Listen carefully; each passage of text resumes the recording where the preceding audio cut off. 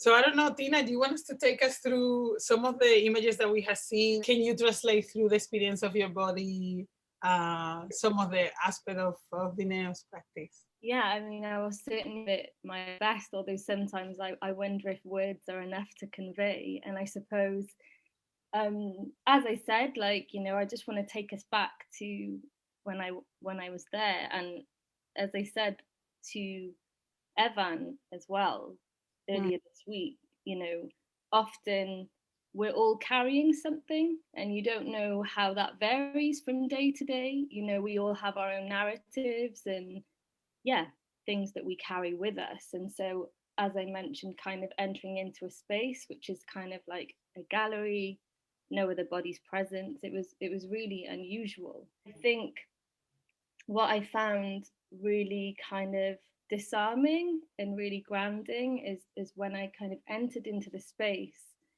and I took a quick little left, which is where we had the grass mat and the brick and the rose quartz. I think to see the presence of love instantly in a space that was honoring those that have been lost was deep, you know, really deep.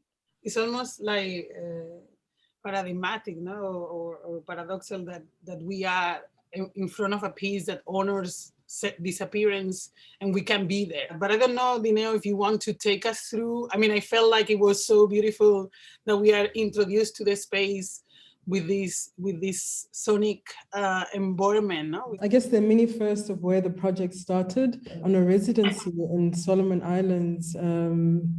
We were on a boat for 2 weeks, and being on water for 2 weeks and being surrounded by water the whole time was quite an experience.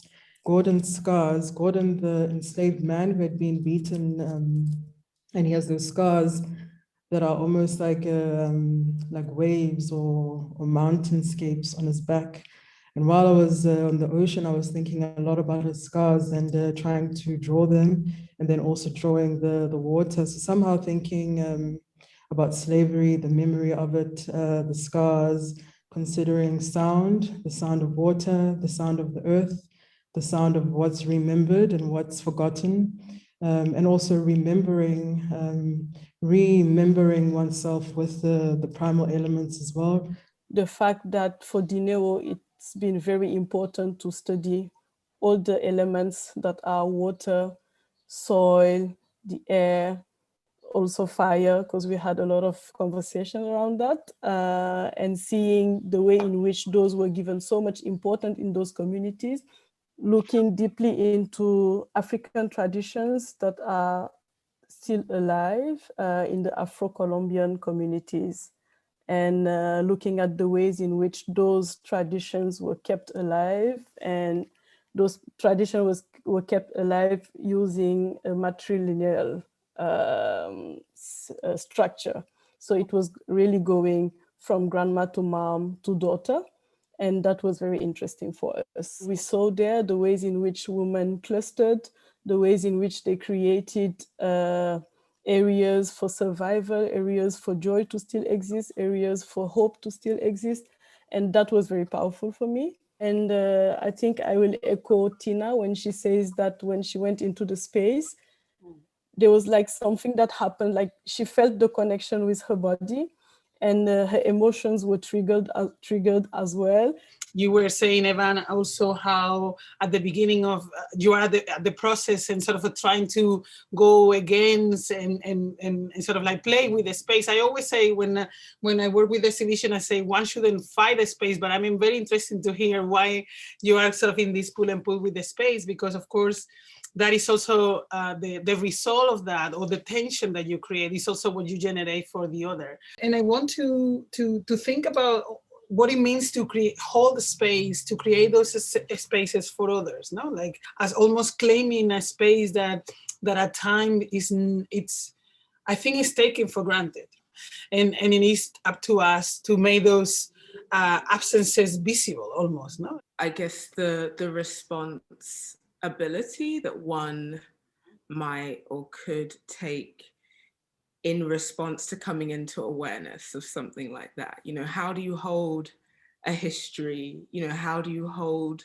an injustice, and kind of transform or transmute that into something generative and productive. The layers of infrastructure that you're negotiating in bringing this thing into being, you know, and how to, and the tension is around how to maintain the intention, you know. I think that's something that's come up already, and the integrity, you know, of the work, you know, in order to do it justice, you know, physically, materially, but also you know, spiritually, and you know, through the other dimensions, you know, that we may be accessing. And to me, there is always something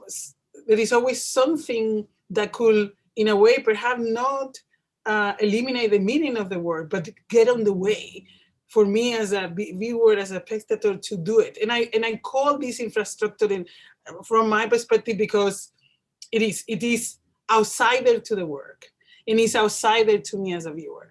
And to me, the most magical aspect is when, you know, like, literally a word takes my breath away, right? Like that happened twice in my life, or I'm experiencing something, and all of a sudden, as it's like, perhaps I'm with 100 other people, but I feel like everybody else disappeared, right? Like, there are times where the word can do that, but there are many other things that can get on the way. I hope that it's not that the work doesn't create an escape, that it is a place of hope rather than a place of where you don't think about the present and how the work actually sits on the walls or is involved in the structure, how is entangled.